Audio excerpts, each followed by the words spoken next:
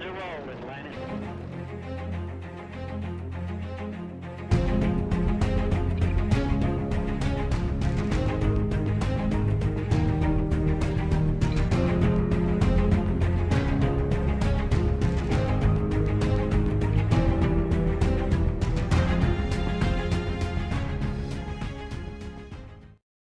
You know, I had the opportunity to really meet most of these people 2 years ago in Stewart at the 42nd anniversary of the lunar landing and the LIM landing.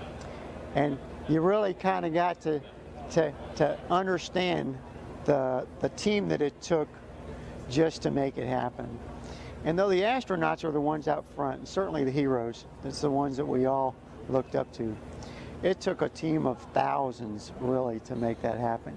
And at these events and these reunions, you get the opportunity to really see what the Grumman team was like. And it started with just scary, smart people. Scary, smart people.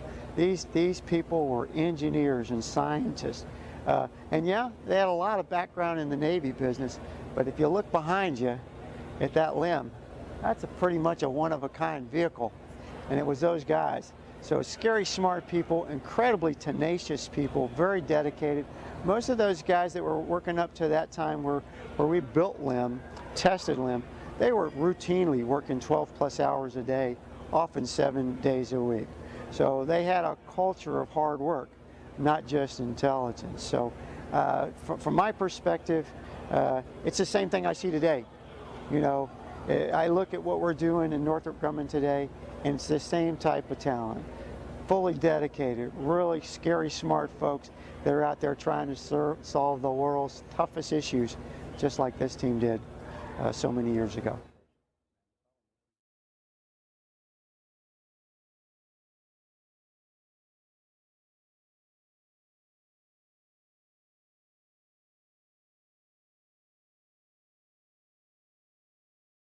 Thing I think of when I look and see all these people that worked in the program back when I did in the 1960s and 1970s, first thing I think of is, boy, do they look old. And that is, it's a reaction that people that have lived with it, they, back in the 1960s and 70s, we all lived with the program. We owned it. We all had one thought: if this fails, it's not going to fail because of me.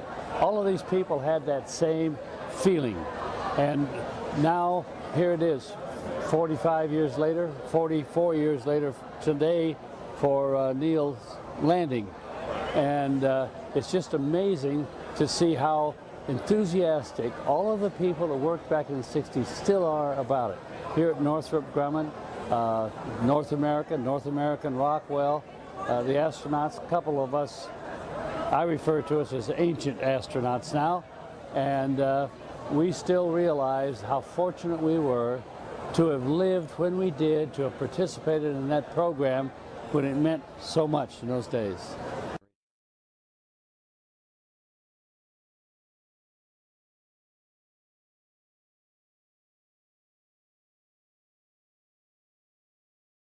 Good evening. I'm Winston Scott, Space Shuttle astronaut, Endeavour and Columbia, and I am incredibly pleased to be here tonight for the reunion of the anniversary of the not just the lunar landing, but the incredible work that Grumman did in our space program. And like everybody else, I can remember exactly where I was and what I was doing when Neil Armstrong first took those first steps on the moon. I was finishing up my freshman year in college. I was home for the summer and sitting in front of our old black and white television watching those grainy pictures. I can also remember that I was the only person in my family to sit there and actually watch it. Nobody else, well, my folks were out, I think, and my brother was off doing something else. At that time, I never thought that I would become an astronaut. It was a program that was fascinating to me, even from the early days of the Mercury program when I was a little kid. But I think the Apollo missions, as well as all the other space missions, inspired something down inside of me, because quite a few years later, because quite a few years later, during my Navy career, I decided to apply for the program, the space program that is, and fortunately, I was selected. I don't think that would have happened had it not been for the incredible work done by all of our scientists and engineers at Grumman and other companies, and the incredible vision set forth for this country by President Kennedy at the time.